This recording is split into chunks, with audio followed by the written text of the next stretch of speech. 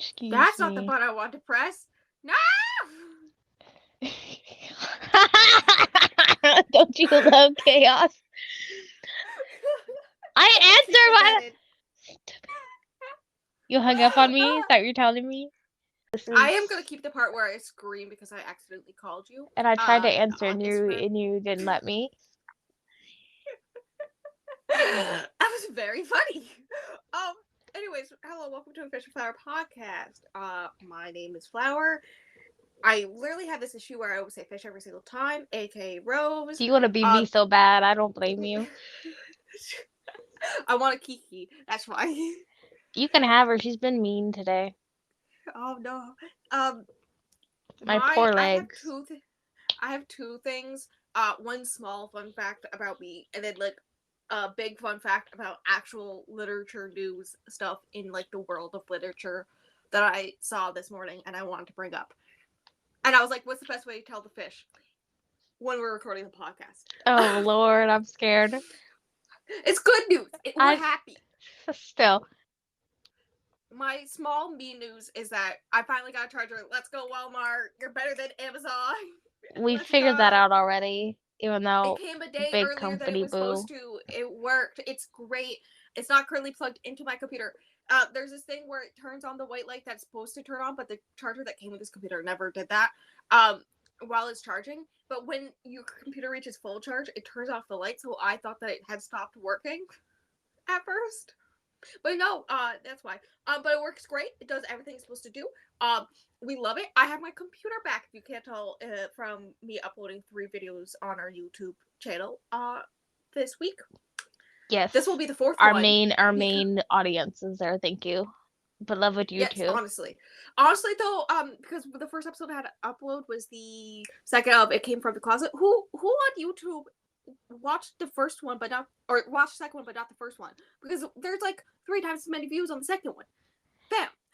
I don't know. Why am I just particularly scared to like maybe having one of the authors in that listen to it, you know? Yeah. That one in particular. Also, Kiki's playing with her mother's blinds, and I'm just like, girl. Anyways, news on literature stuff. Penguin Random House, one of the big 5. When I think of the big 5 of publishing, that's like the one that I think of the largest. I don't know if it actually is, but that's the one that I know the most. Yes. So that's the first one I think of, right, when I think of the big 5. Is suing the state of Iowa. Corntown? Yeah. In an effort to halt censorship and banning of books and whatnot. Can they sue Texas next? Honestly, right? No, because Iowa is doing passing a law right now or something like that, which prohibits books featuring. I'm looking at their exact thing that they post on Instagram about this, so I'm literally quoting their post right now, featuring references to sex, sexual orientation, and gender identity from entering schools, classrooms, and libraries. And teachers and librarians, yeah, I know. Teachers and librarians face severe penalties for violating the law beginning January 1st, which we all know is a big deal. We're literally 2 steps away from people just burning books again, and I'm just like, hello? Yep. The 4 biggest authors, according to this post, that they have been banning are Lori Holtz Anderson. No! I love it! I don't know who that is. She wrote Speak at Winter Girls. Yeah. She's wrote other books, but those are the only ones I've read. Also, I think one of her books traumatized me.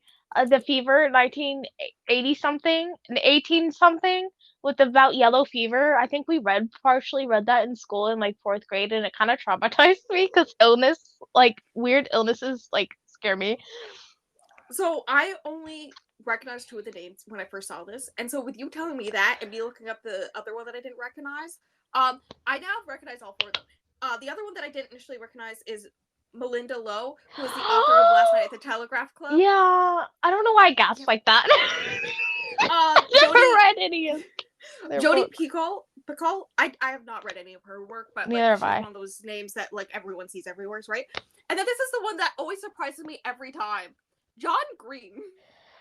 Why did they hate John Green? I don't know. What did he do? I don't know. He wrote The Fault in Our Stars. What did he do? But yeah, those 4 authors have been banned or removed in Iowa. Listen, I can't lie. I'm still a little bit partial to John Green. I did enjoy The Fault in Our Stars as a young Same. I literally cried. My person. school literally took us on a field trip to watch the movie in theaters. Oh my God. I snuck peanut butter cups, Reese's peanut butter cups in my bra. You're so real for that. I know, right? So I want to reread some of those. I feel like, I don't know. I bought one of them recently. I had The Fault in Our Stars, So but did I. she got damaged and covered in mold, and I tried to throw it away, but my aunt literally took it home with her. Like, bitch, it is covered in mold. It is moldy. It needs to I don't go know where away. I'm my pretty sure it had smoke damage too. I don't know where my copy is. And then Hi, I think I kitty. bought Paper Towns recently. I had paper towns too. It was so sad. I lost her though. Oh. Okay. Their thing on why they're doing this is because the First Amendment. I'm exact quoting them again. First Amendment guarantees the right to read and to be read, and for ideas and viewpoints to be exchanged freely without unreasonable government interference. Iowa is violating the core principle of the Constitution with sweeping legislation that attempts to eliminate certain views and topics from schools and libraries through the removal of books. So very important things. Corntown is not the only one. I Yes, love how we're but having a serious conversation before this episode. I think very heavily. This is one of those times where I'm like a big company with a lot of money using their money for good at this moment in time. Would it be great if they paid their people? Yes, but using their One money step this at way, a time. Right. using their money this way, I highly approve. Very much given the America only speaks in consumerism, so basically throwing the money at the issue by suing. And so Well, basically, either Iowa has to pay a shit ton of money, or not be stupid in our heads. they stop. Which will also stop other states from doing this, hopefully, in fear of also being sued a shit ton of money. On top of being sued a shit ton of money, also have to pay the lawyer fees for that and whatnot. So yeah. I'm just going to end with stating the CEO's statement saying, and I quote, "Our mission of connecting authors and their stories to readers around the world contributes to the flow of ideas and perspectives that is a hallmark of American democracy, and we will always stand by it." Goodbye, mailman that went down my road. And yeah, I thought that was important news, so I brought it up. You can do your intro now. Hi. By the way, I'm Fish, aka Stingray. What is my fact of the factoid? I don't know. You like swimming in an ocean blue?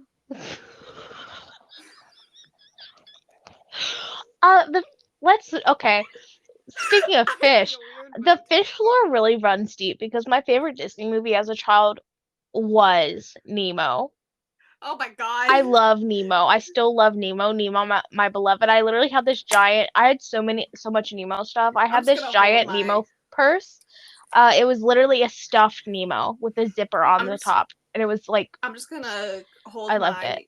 Thank you. clownfish squishmallow right now. I know. I know that I get I that don't when you even like die. Nemo. We've already established that I get that when you die. Yes. This goes on Even though public they're officially my record. sisters. Screw your sister, also on public record. Valid. Nemo, my beloved. So the fish lore runs deep. Also, there's a kitty in my bed. Hopefully, I don't have to get her. Hopefully, she's nice to me. Hopefully. Oh, also, I've read 112 books, and also I read the first book and the second book of this in one singular day. We are very proud of them. You being ahead of schedule. Let's go. So I try real hard. Episode, also, I finally finished Heroes of Olympus. Everybody clapped. I haven't yet. I'm still halfway through the fourth book. And you're still reading Sherlock Holmes from fucking August, so yeah, I'm do something. Where I read one story every day, and it will take me 13 days to finish it. So. Bro, read 2 a day. Be so serious. Okay. Finish this shit. If you don't finish it before the end of the year, I will get you. I'm in your walls. I know you are. Look on the bright side. Did you hear that? Did you? So I can read that. Did you hear that? Yes, I heard that. Okay, good. Anyways, today's episode we have Born Darkly, the first book of the Darkly Madly Duet. I went to look at my notes of like all planned episodes that and unplanned episodes of books that have intrigued us or that I've seen on Instagram or YouTube videos or all that fun stuff. And I saved them as photos on my phone, and then I put them on this document. And on this document, I usually also put where I learned this book from, but I didn't put who I learned this book from, who I learned the series from. So I know I saw it somewhere on YouTube, but I don't know who. I watched a lot of BookTube, so I don't know where the fudge I learned about this book. But We don't know who it is, but I would pat them on their head. Yes, I love them. Thank you. This book is a dark romance between I think it's technically a psychologist, because she does the therapy aspect, not the medication aspect. I keep on calling her a psychiatrist in like all my TBRs and wrap-ups and whatnot, but I'm like, I know it's psychologist, not psychiatrist. And her new patient, who is a convicted serial killer. But also like there's some stuff about the killings he did, and then there's also stuff about her past, which also involves There's so much shit you don't know. Oh God, thank you so much. I forgot for a second that you read the second one already. And then there's also stuff with him doing stuff to her. So like there's a lot. Like me going through the content warnings is not gonna do it justice. A lot of shit happens. Okay? I'm very surprised the character herself did not bring up Stockholm Syndrome as a possibility of her feelings for him. Yeah, I just kept thinking about that. Because, like, she's very much the type of person who uses psychology to reasoning out her. I feel like the author did so much research because it's so well thought out and planned, and it makes sense. It makes sense, and I love it. I love detailed stuff, and like, and oh my gosh, I love details and layers. Anyways, so it's heavy. So if you don't feel like you can handle this episode or the next one, know that H liked the second one not as much as the first one. And then know that I rated this one 4 stars and the fish rated it 4.5. I did, I really did. I just couldn't give it 5 stars. I'm sorry, but it was so good. It's okay. I started to question when I rated the Kraken Smut, because I was like, I feel like I like the Kraken Smut more, so I may have to up the Kraken Smut to 4.5. The silence on the other end says so much. I just had no thoughts. What do you want from me? So the content warnings are murder, torture, kidnapping, blood, violence, child abuse, pedophilia, and rape. He. LOL. No. I took 0 notes. We're gonna do this all from fucking memory. Lord. We're psychotic. I was gonna do notes, but then I remembered the fish was also reading it, so like there's a good chance that like if I forget something, the fish is just gonna know. I was paying so much attention. I had such a nice time. I was pretty sure you were paying more attention than I was. Definitely, 100%. And I was just sitting in bed listening to it. I wasn't even playing Pop-Up Pizzeria on my iPad like I was for the book that I finished right before this. I want to play Papa's Pizzeria on your iPad. Can you just pass it into the wall? No, because I'm talking to you on my iPad. Why would you do that? I'm sorry. I also have Papa's Pizzeria on my iPad. Wow. I really like the grilled cheese one. Oh my god, I think you're the only person. That's so sad. Okay, so, the book, her name's London. I remember this. But is it really? What do you mean, is it? Oh, true, yeah. Is it really? So, London... I know her name. I know so much stuff. Shut up. Silence. She's a psychologist, specifically known for working with people on the possibility of death row, going on the trial stand and talking, or witness stand, talking about them on trial, seeing if they can be repurposed into society, if they need actual psychological help, stuff like that. And she's done a lot of research and work about it. But she's gotten to the point in her life where she's been doing it for so long, that she's gone to the point where she is questioning if it's like actually valid work, if she's just making all these doctors and guards and other people at hospitals, work, mental asylums, whatnot, work so much more when they could just be put on death row and die and all this stuff. And so she's like kind of dealing with a crisis of self. And the book starts with her like on a trial and whatnot. And then the sister of the murder victim literally throws pig's blood into her face. Mm-hmm. Like, okay, Because Carrie. I know, right? Because she makes it so the killer doesn't get put on death row. Hear me out. And so she's like, there's a whole thing about that she's had like a lot more stuff thrown on her. She just doesn't like it and all this stuff, blah blah blah. Wait, I feel like it's important to note that in this case, the guy who did the murdering was mentally ill, like seriously mentally ill. So yeah, like, yeah. He was seriously mentally ill. Also, there's a scene to show that she's super smart on the witness stand. The I can't remember lawyer. Which side is the lawyer? The guy who is working for the state, prosecuting him, right? So prosecutor, is talking about how does she know that he didn't kill his wife just because his wife was having an affair, and she's all like, oh well, because you're having an affair with your co-lawyer over there, and we all know that like you're waiting to see if you can hang out with her all weekend if your wife is too busy. And when I tell you my jaw dropped. like literally she starts like Sherlock Holming all this stuff, like pointing out all these things, and she's all like, and if your wife figured out as soon as possible, like if you think that he killed his wife because she was having an affair, you must be scared of your own wife, and I would question going and having this affair over the weekend if I were you. And and also he knew about the affair for a whole year, and that if you kill your spouse over an affair, it's usually heat of the moment type things, not meticulous planning because you think your wife is actually a clone sent by the government. Yeah. Therefore, shut the fuck up. And the way the judge, totally not how a judge would do in real life, but the judge is like, hell yeah, snap queen, we love you. And I'm just like, that's how you instantly know nothing happens in this book is ethical at all. But also it's a fun time. Well, with the premise itself, I think we already know nothing is ethical. Yes. So after she cleans off all the blood, she goes back to work, and there's 2 new patients for her sitting there, brought in by I think a sheriff, and she's all like, "Listen, I can technically only take 1 more based off of the requirements and the statute and like how many limited you can only have a limited amount of people and whatnot, right? Patients." Yes. So she takes one of the 2, Grayson Pierce Sullivan, who has already been convicted as a killer, but in another state, they have found evidence that he killed people there as well, and that state has the death penalty, so he's being put on trial for the death penalty. And so they just want like a quick look into him and whatnot. And so she takes him. I don't know how I feel about the death penalty. Yeah.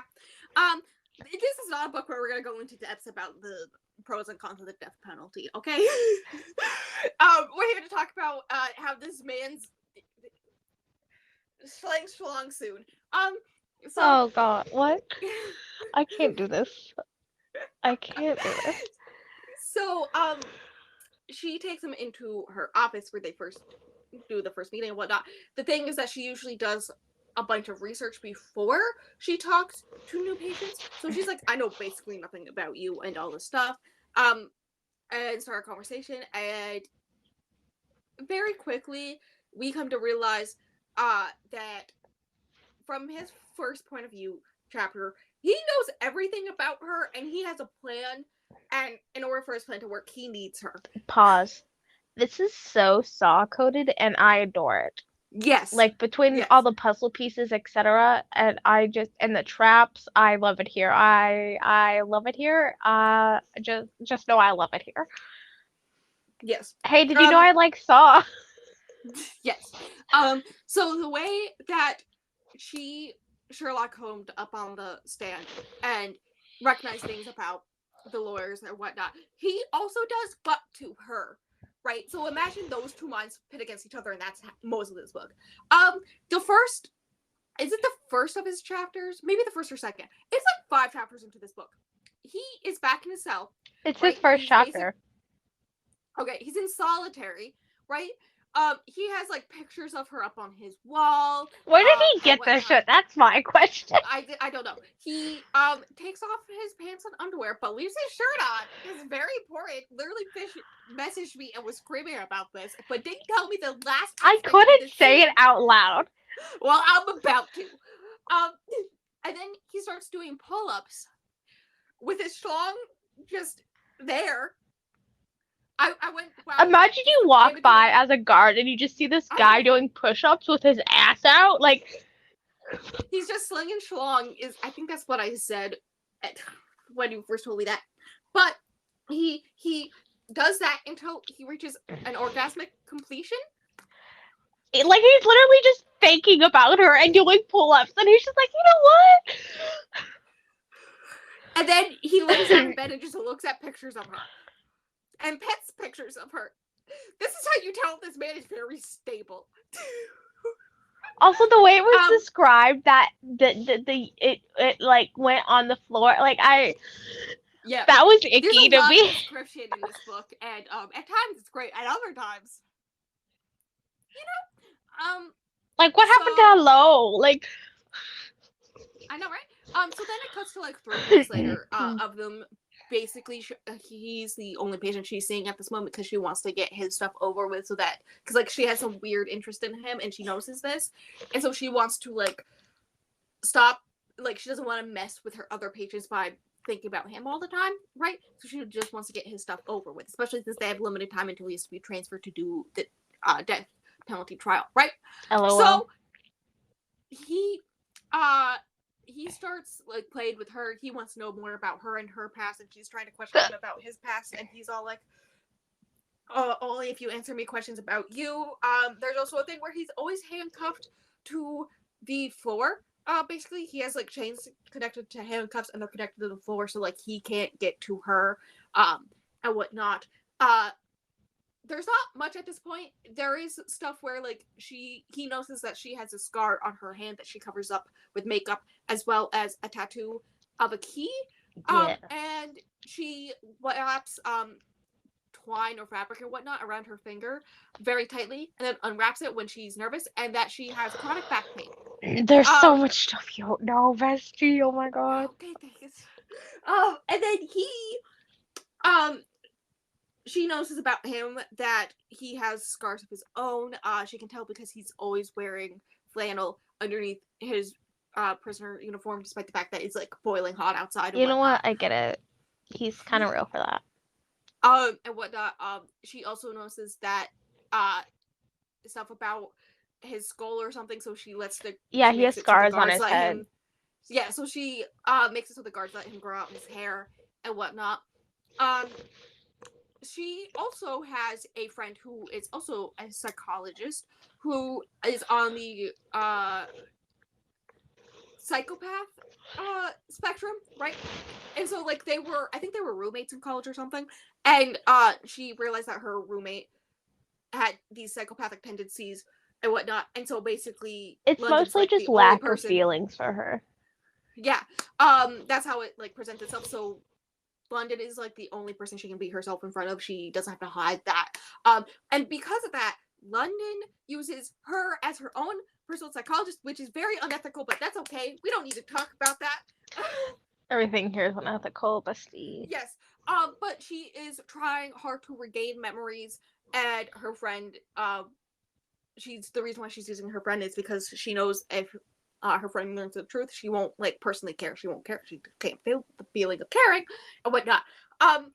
Which is a big deal. And this friend believes that that London hasn't had the surgery to make it so that could lead to the back pain lessening, because she's punishing herself, using the back pain to punch herself for killing her dad in a car crash, and says that the car crash wasn't her fault and a bunch of stuff. LOL. LOL.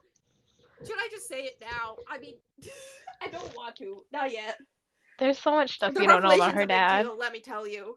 Um, so, Grayson's like, slowly, I don't know if his infatuation is growing, it's the same, but he's noticing how similar she is to him, how into him she is. At one point she goes to leave because he's like not cooperating, so he grabs onto her pencil skirt and then sneaks her belt buckle or whatever off of her.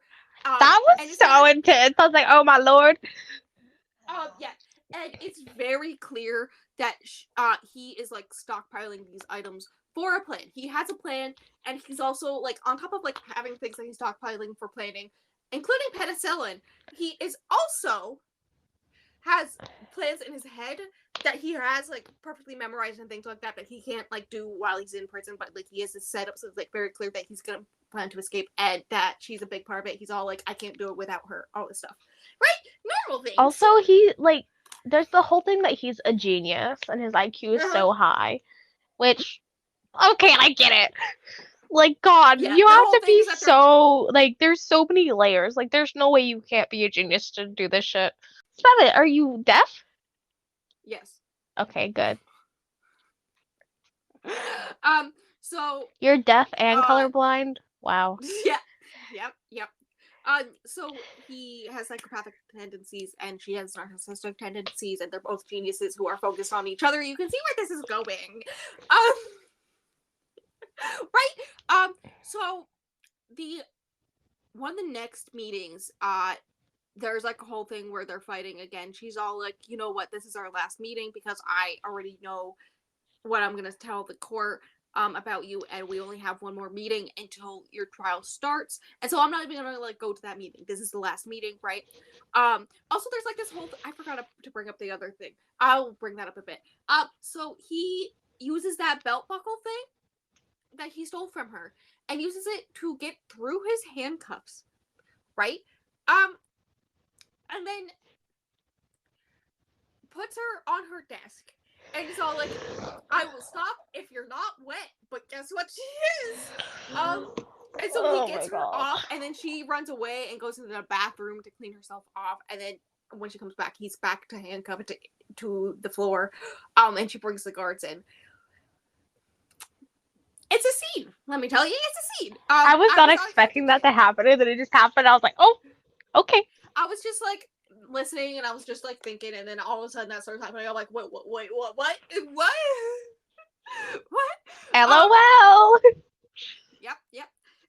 So another thing that's happening at the same time, her assistant, I believe it's her assistant, is all like, "Hey, there's a sheriff that wants to talk to you," and she doesn't recognize the name, and she has this thing where like a lot of people in the police force will ask her to look into their killers and whatnot. So she just assumes I this feel is like we another one should of have those cases. prefaced this with the fact there's so much plot. There is so much plot for a 8-hour audiobook, like, um, There's so much so information.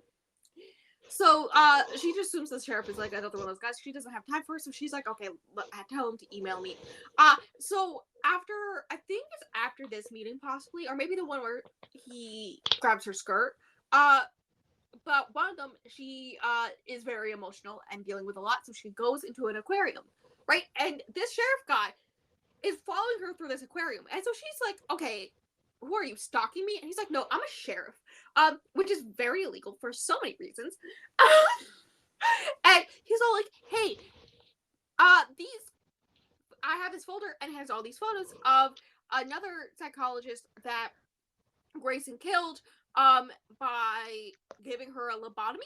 Honestly, Because valid reason for her to be because killed. I'm sorry. she would do illegal lobotomies on her own patients, and so he figured this out and did one on her. And she So didn't like deserved. immediately die or anything. She basically like bled out into her own brain or something like that.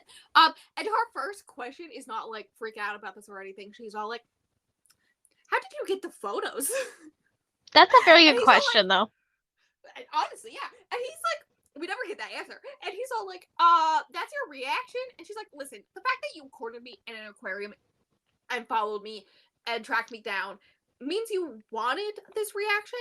If you want to see my reaction, you could have just emailed these to me. instead you're doing this, which means you want a reaction, and I'm not going to give it to you. And then she's also thinking in her head how this is definitely witness tampering, because I think this is the case that he's supposed to go on trial for death penalty, right? Mm-hmm. On and so like he's not supposed to do this. That's illegal. And she's all like, it's always the police that are doing the things that they're not supposed to be doing. Blah blah blah. She does have evidence of that. Cough cough. And Valid. Valid so, thoughts. yep. And so she basically leaves, and he's like, she didn't die from the lobotomy. She technically bled out this way, and she's like thinking about, well, yeah, obviously, like I know this. I'm smart. I know how lobotomies work. And she is emotional about it after the fact, but she chalks it up to her being emotional about the Grayson scene before that. Also, another thing that's happening while all this Grayson interviews are happening, she gets from the police department the videotapes he took of the killings. Yeah. And we get to see part of the first one. I want to look up the exact name of that exact torture that he used. I Right? think all we have to say is that she enjoyed these videos, and Yeah. and she watched all of them in full when they're multiple hours long. Yes, the first one's like 6 hours long that she watches. He also asks if she gets herself off at them. Spike, you sit on. I literally remember learning about this from the History Channel. I learned about it from YouTube, and we're two different people. The way my mother let me watch the History Channel, that episode of the History Channel, that was just about different torture. That's kind of funny. So she watches the video. And basically the way it works is that he watches them die.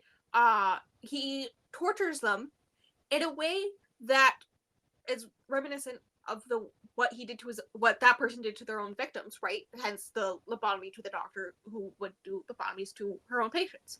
And so then he would give them an chance to either go through the torture. For this specific one that we see, he gives them the option of doing it for 12 hours, and after seconds he's like freaking out, and it's like, yeah, 12 hours for 12 victims. Yep. And it's like, what do you think your victims went through if you can't handle it for 5 seconds? But also she instantly notices the video is only 6 hours long. But if they give up and decide that living's not worth it, they can kill themselves with the device. He gives them the option, right? So technically he does not touch them. It's all about choices, after bestie. hooking them up to the saw-like device. This is where the saw reference comes in. Yeah, he only kills people he views as like bad people, which they are bad people, and it's just it's just the homage to Saw, and I love it here. Yes.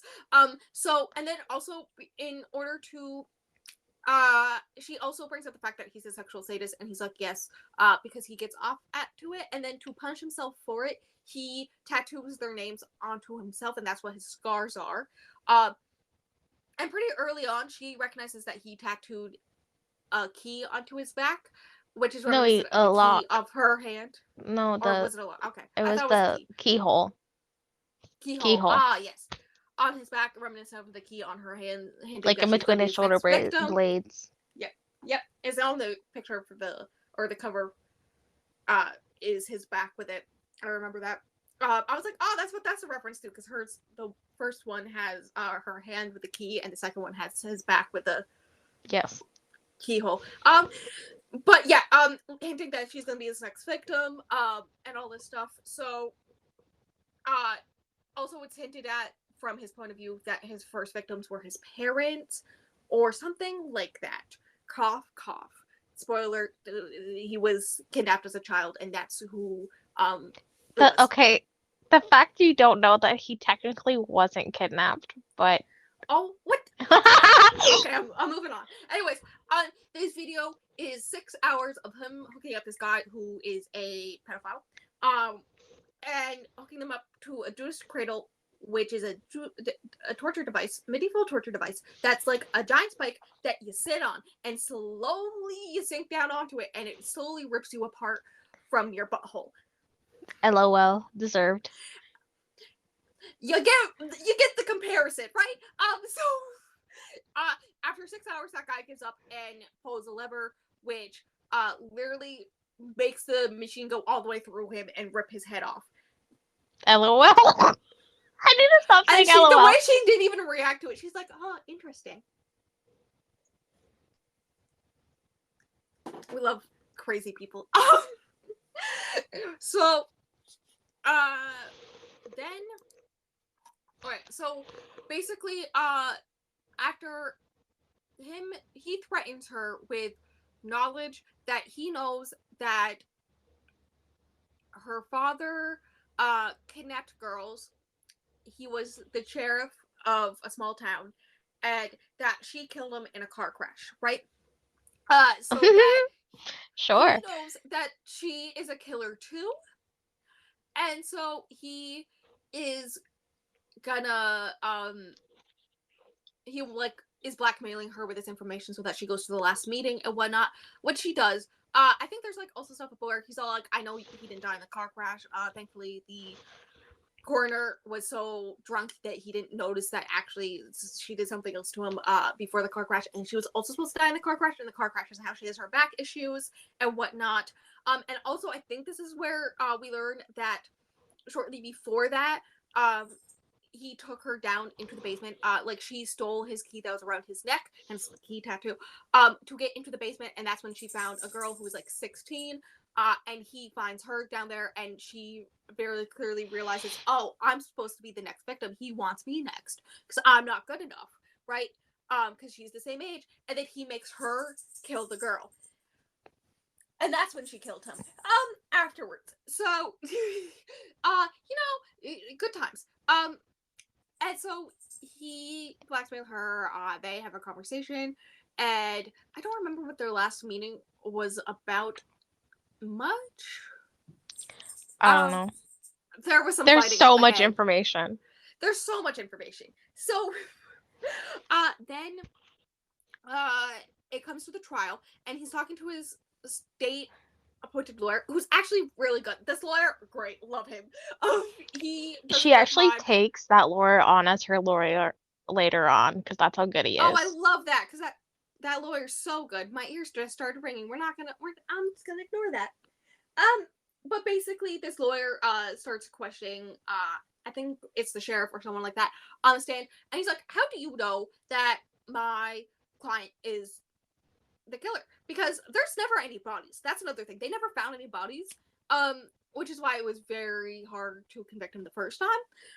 And so they're like, "Hey, how'd you do that, my dude? How'd you figure out it was him and whatnot?" And basically, he gets the sheriff to admit that they initially thought it was family or someone else, and the reason why they believe it's Grayson is because of his somewhat similar killings elsewhere, but like it's not the same way that he's ever done it before. Pause. We forgot a key fact.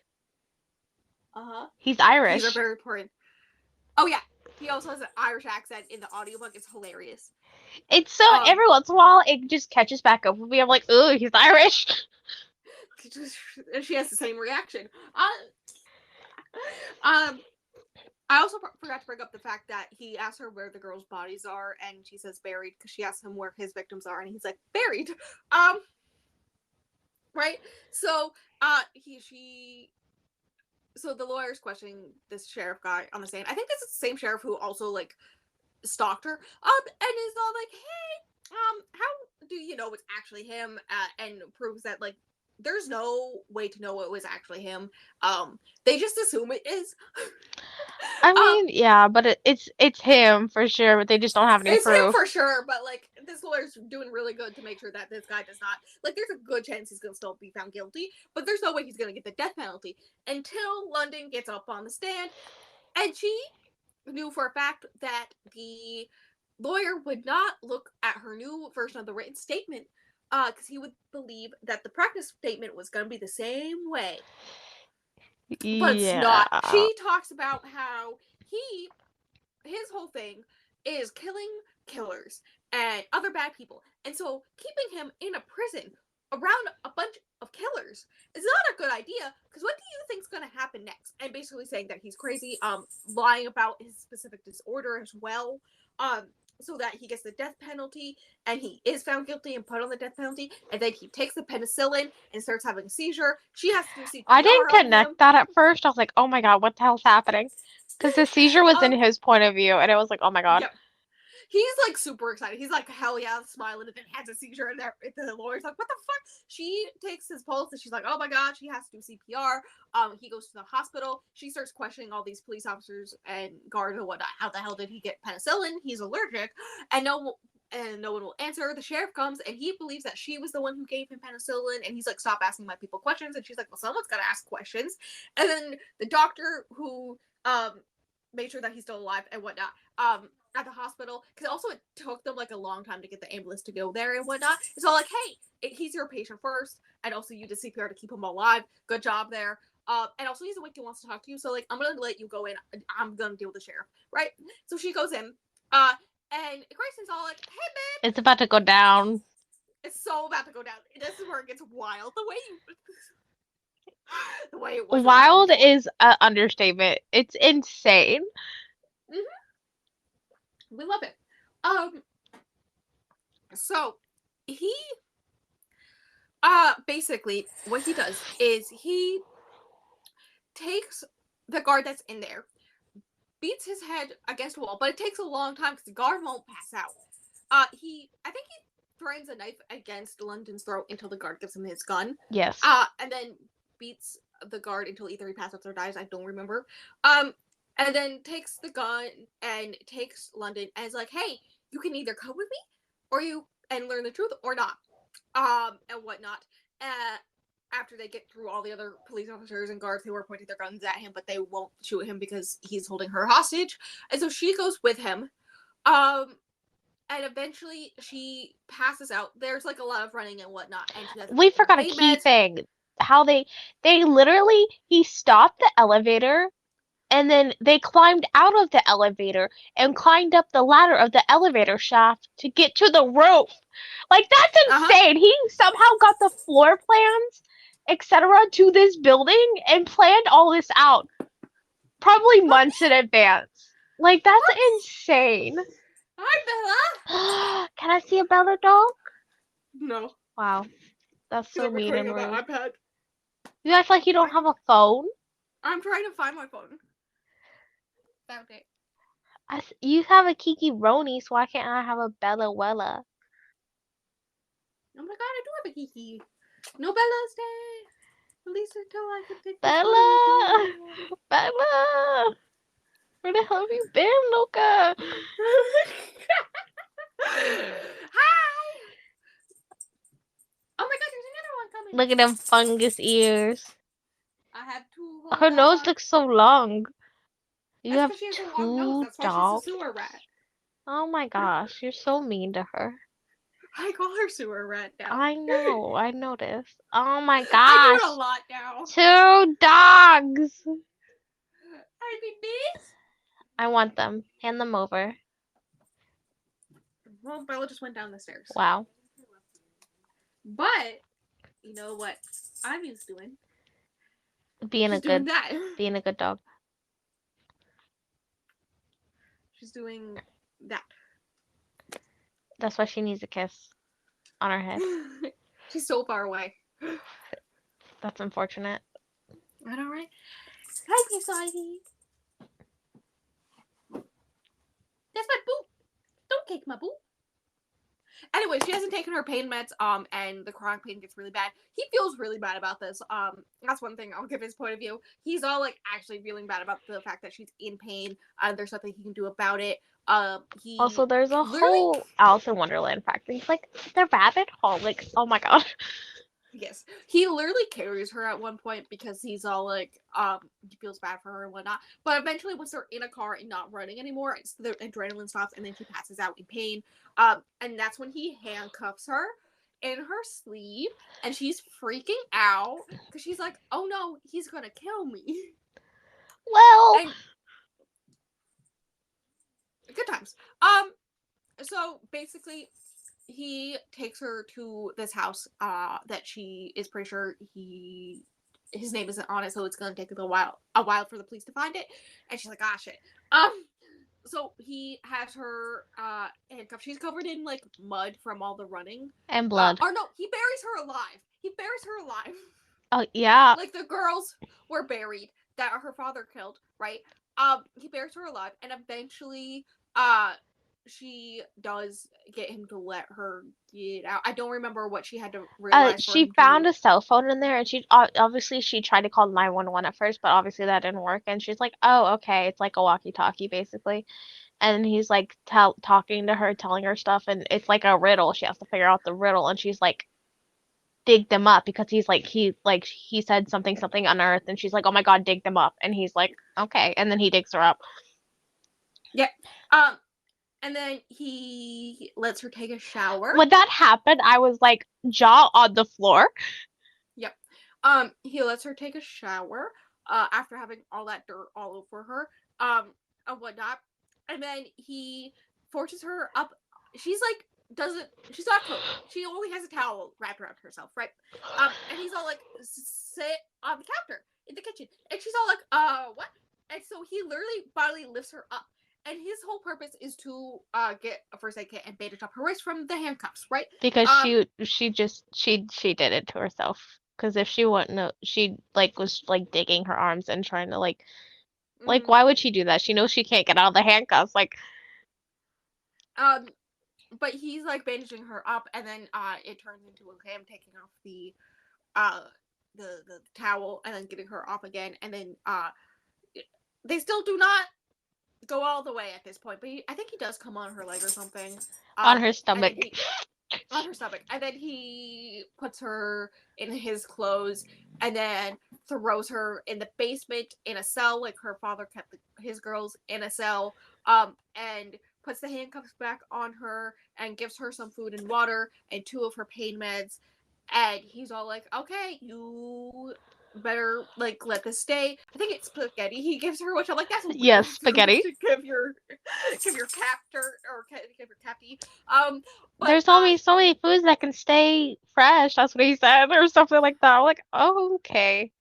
Like I get it. Yeah, pasta and like whatever. make penne. Be so serious.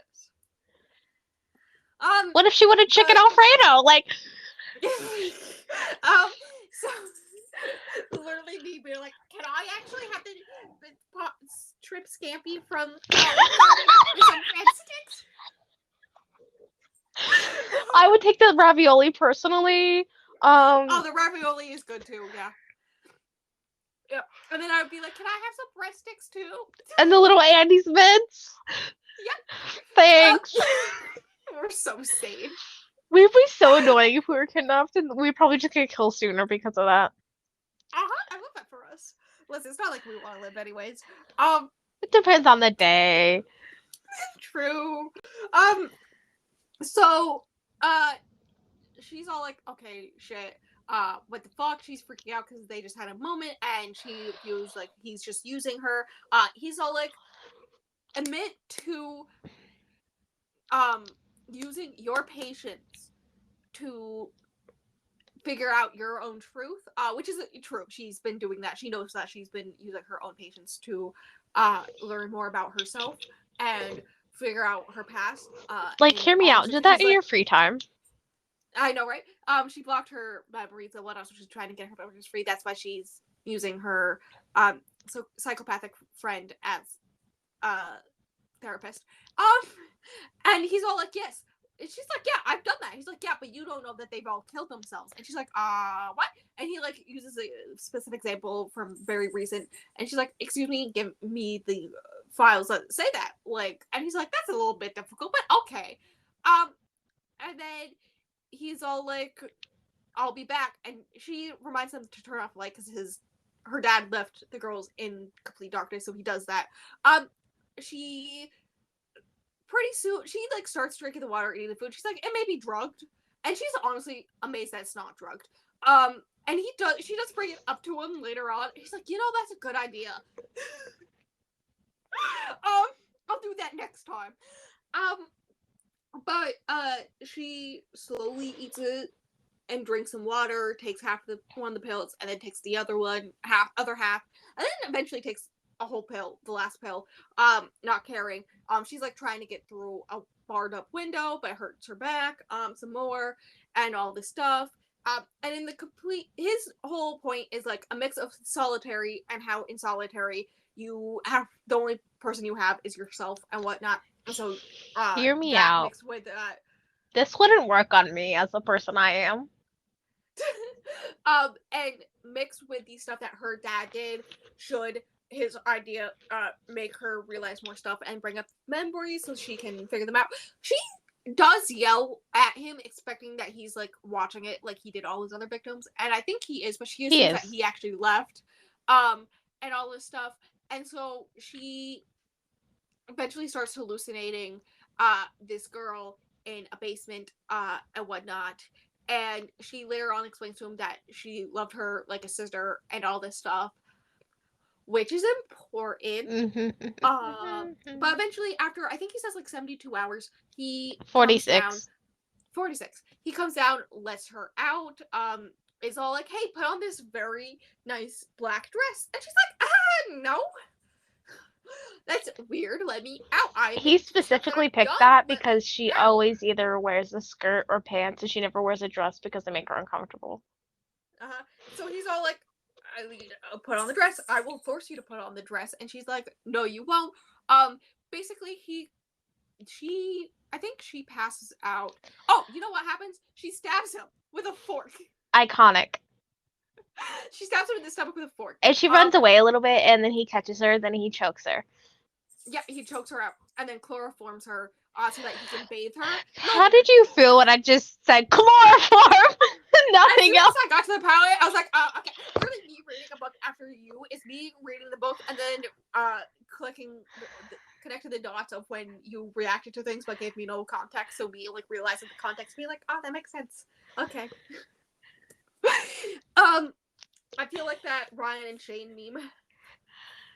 Connecting the dots. You mean you mean you mean you mean you mean you mean you mean you mean you mean you you mean you mean you mean you mean you mean that one? I have my notifications turned off because I'm recording on my iPad. I don't want the notifications to be recorded. So I didn't see it until I turned on my phone. Oh my god. That's why you're saying you mean, because you sent me the literal meme. Oh my god. It took me a minute to get to it, don't worry. Okay. Every time you bring it up, I send it to you. What are you talking about? I bring it up a lot too. Like, I bring it up a weird amount. So, she wakes up and she's like, okay. He like makes an almost romantic, like she realizes that like if it was anyone else or another situation, she would view it as a romantic dinner. Tell me why this section was giving Beauty and the Beast. It really was, with the maze and everything. Like I was picturing it, yeah. So also they're I hate to say this, they're kind of sleep token coded, okay? Oh my god. Put a quarter in a goddamn jar. I'm sorry. I can't help it. I mean, Vor was my top song of the year. Like, I can't help it. Mine was probably I Did This All For You. You didn't check your Spotify Wrapped? I don't use Spotify anymore. Oh my god. I rarely use Spotify. The only times I use Spotify is when I'm listening to the Lord of the Rings soundtrack. And sometimes the Pride and Prejudice, but now that I learned that I can get the Pride and Prejudice soundtrack from Hoopla, I don't use Spotify for that. Most of the time, I just use YouTube. You weirdo. But I know my most popular artist was Xana. Like, there's no way it wasn't Xana. You're welcome. Place would be Taylor Swift, but Xana's first place. I listened to I Did This All For You on repeat for like 3 months. You're welcome. It's an actual issue. You're welcome. Thank you so much. God, the dogs came up and now my allergies are kicking in. If my allergies weren't across the room, I would take them right now. Or my allergy meds. So she wakes up at this candlelit dinner that he made for her, wearing the dress, shoeless, and he's bathed her, and she's like, honestly, her poor feet through all this. I know, right? So she's all like, what did you use to drug me? Because she wants to know any side effects. And he's like, chloroform, sorry. The way I he don't just want said you to, like, chloroform, and it was like, LOL. yeah. Well, that's how I imagined him saying it. And he's all like, sorry, I didn't want you to, like, be fighting me while I was bathing you. So, like, it's just easier. Normal things. A normal sentence, yeah. Um, so basically, what he wants to happen is he wants to her to admit that she's a killer too, and all this stuff, so that they can be together. He also recognizes that the only person that makes him feel, uh, despite being a psychopath, like the only person that makes him feel anything that isn't desire to, like, torture and kill, is her. So he doesn't want her to die. The whole thing is Respectfully, that he doesn't I'm want her trying to to figure die. out how that works.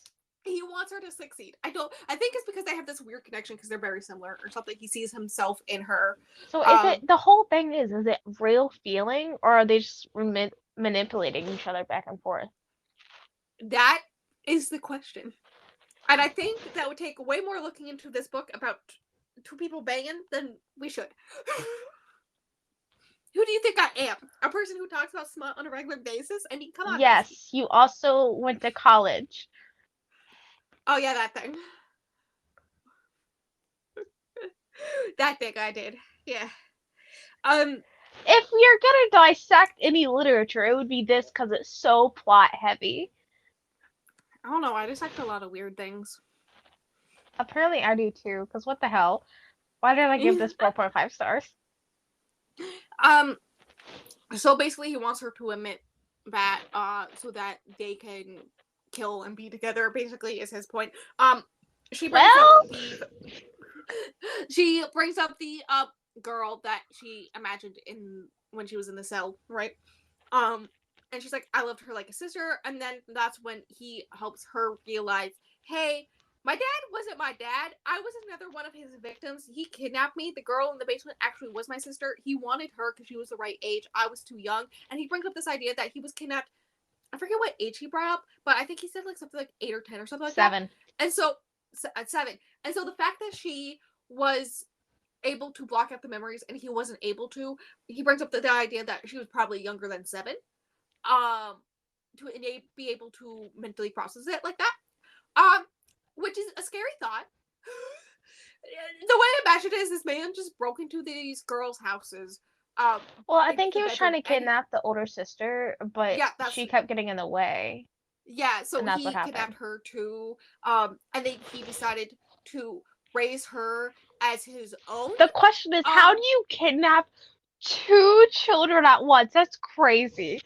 I mean, it was explained that 1, he's the sheriff, so he's able to get away with it easier. And 2, all these instances of missing girls, because he would think, hey, it's a small town, and there's all these girls who are around the age of 16 going missing. Why is no one questioning it? And it was all just stated that they were runaways, and no one properly looked into it. It was brought up that the sheriff just let them go. There was no like actual person on the cases or anything. Yes. He just said that they were runaways and moved on, which he's able to do because he was the sheriff and he was the one killing them. Tomato, yeah, tomato. Yeah. So, like, give me a be normal. I know, right? So she remembers that she, at least partially, that she was one of his victims that he decided to raise as his own, but she wasn't good enough. So, he was planning to kill her when she went down into the basement that one day, and whatnot, and that's why she had to kill him first, and all this stuff, blah blah blah blah blah. Okay. Also, he does show her he couldn't get the files on all her other patients that killed themselves because that's a difficult thing to do, right? But he was able to find newspaper articles about them, and she's like, "Oh shit, I killed these people." So yeah, that's a fun time. And then turns out he has a fish tank. She has a fish tank in her office because she really likes it, calms her and whatnot. So he has a giant fish tank full of sulfur something rather some type of acid, type of acid, corrosive acid, and he has this guy dangling over this tank, right? And there's a bunch of keys connected. She had to go through like a hedge maze to get there. Yeah, Yep, I was gonna bring that up next. Yep. And there's a bunch of keys connected to levers, so if she pulls a key, so he basically, like normal, he goes and like watches all this happen from afar, and explains the rules to her, which is basically,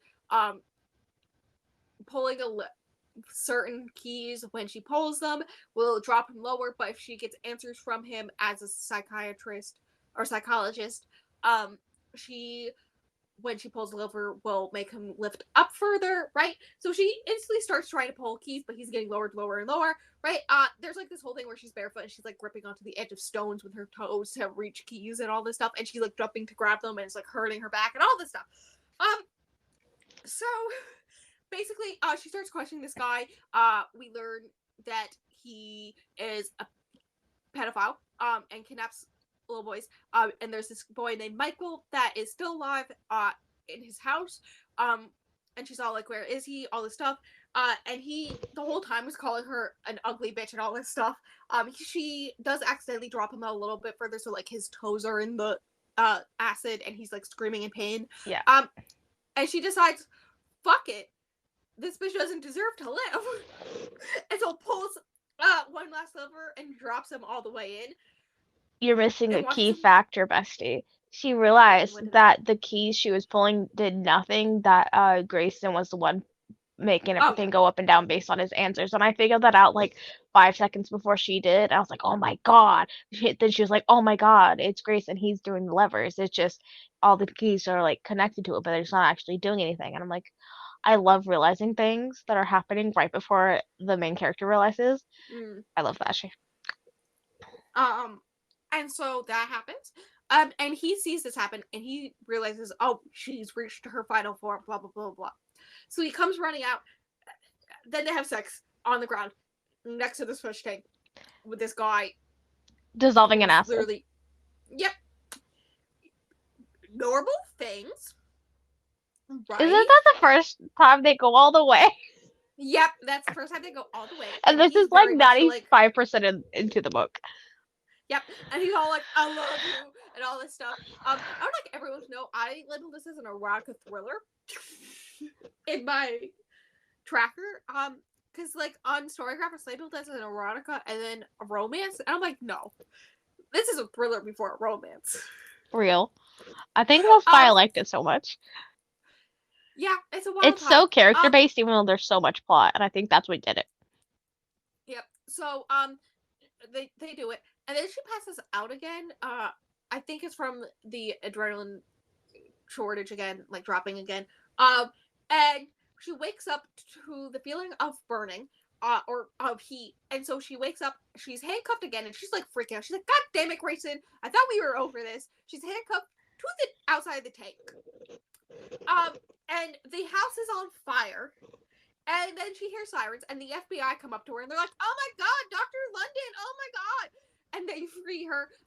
Literally the first FBI guy she sees is all like telling her, "Hey, we need to do a rape kit," and all this stuff, and like asking her all these questions, and she's still handcuffed to the tank, and she's like, "Hey, can you do this?" And she's like, "Oh yes, yeah, sorry." Everyone's a dumbass. Real. They take her to an ambulance where she gets all her bandaged up as they're trying to put out the fire, but also preserve evidence so that they can like all the stuff. Right. And he's all like, "Hey, is Grayson in the fire?" And she's like, "Yeah." And they both know that she's lying, right? And she's like, "Hey, how did you?" Why would they ask her anyways? How would she know? She was literally passed out and handcuffed. Yeah. Be so And so serious. she's like, "How did you find me?" And he's all like, so we got an anonymous call." And she's like, "There's no such thing. Shut the fuck up." And he's like, "Okay, fine. We got a call that called us to this house who is pedophile in the tank's house. And there was a connection somehow to that house and Grayson. So they went there next." And she's like, "Hey, is the kid alive, Michael?" And they're like, "Yeah, he's fine. He's with his parents now at the hospital." And she's like, "Cool. That's great. By the way, the pedophile's in the tank. He's dead." LOL. The way she just nonchalantly says that, and the FBI's like, "Oh, fuck." I just imagine her sitting there, pointing back behind her shoulder, being like, "Oh yeah, he's in that tank." She's like wrapped in one of those trauma blankets, just sitting there, and she's like, "Yeah, he's in the tank." And the FBI's like, "Ah!" So she's all like, I got to. She's all like, she has realized how Grayson was right and all this stuff, and how the truth needs to come out and she needs to unbury the girls. So she decides to do a media press thing, which Grayson watches. The last chapter is Grayson's POV. Literally, I was halfway through that chapter. I was like, how much longer of this book do I have? So I downloaded the PDF to look at how much longer I have to see how many chapters there are. And literally, by the time I got to the contents of that book to see how many chapters there are, that chapter ended and it was like book 2. Because it's 2 books in one audiobook. And I was like, wow, I'm so smart. If I had just, yeah, good times. Anyways, so she does this press conference where basically she admits the truth that her dad was the person who killed all those girls and also isn't her dad. She was one of his victims, and due to Grayson's kidnapping of her, she was able to realize the truth. And My question is, how did half this shit go down with her not being her dad's kid? Like, how did she become like? Where's the birth certificate and stuff like that? Because she needs that to do a lot of shit, right? Social security number, all that stuff. I assume because like she had to go to college to get her degree, and she like works for the government technically. Yeah. And all this stuff. So basically, which requires background checks. I know because bestie, I had to answer questions. And so I assume because he was the sheriff, he was able to get falsified documents for her. Interesting. And whatnot. Yeah. There's so many layers to this. Honestly. Because I did question that right after I finished the book, and then I was like, you know what, he was the sheriff and he did all this other shit. He probably falsified documents. What's falsifying documents compared to literally kidnapping and murdering 16-year-olds in his basement? Like, so yeah, it's like committing mass murder and then being like, but I won't commit tax fraud. So you gotta have your limits. That's your limits. Apparently. Yeah, Grayson's like watching all this on TV in an RV, and he's proud of her. There's hints that like obviously we both know as like people who have read this book and know when there's the second one they're gonna like run back into each other and but who cares? But he's all like also we're not done yet, blah blah blah blah blah. Exits the RV, and where is he? Her childhood home, aka where all the bodies are. The end. With that ending, how was I not supposed to read the second book immediately when I had access to it? True. I question though why he's staying there, being as the police are gonna show up to like unbury all those bodies. Don't worry, bestie. It's explained. So like, okay. He's not staying there. It was just a short trip. It's just a stop. Just a stop on the way. Just stop on the way. Just want to say hi. But yeah, that's the book. And it was amazing. And I went, damn, I understand why the fish continued on to the second one. Well, rating it 4 stars. I rated it 4.5 stars. I think it was my 181st book. It was my 111th book, I think. How the fuck have you read so many books? I honestly don't fucking know. The way last year, I was literally struggling to the last hour to read 200 books. And this year, like, I only have to read 19 more books. And that's my average per month. So, like, I'm easily gonna do that. But can we talk about how many books I've read this year? Because what the fuck? What happened to us? I think it's the podcast. I blame it all on the podcast. Like, even, I've had so many depressive episodes this year, but I still did that shit. The way I rated this is the same amount as the Kraken Spot. I might have to up the Kraken Spot to 4.5. What if I label the Kraken Spot as a favorite? Girl. The way now that you said that, what if I labeled this book as a favorite? What if I put it on my wish list? Just the first one. The second one was just okay. Like, I like the lore, but like there was a lot of stuff going on, and I don't know how I feel about it. It's 8 hours long and so much lore. There's so much information, I'm telling you. And the books are under 300 pages. Yeah. I know. It's a lot. She manages to put a lot of information into. And it's like pages. You can keep up with it too. Like how? That's everything here is so detailed and researched and meticulous, and you can still keep up with it, and I love it here.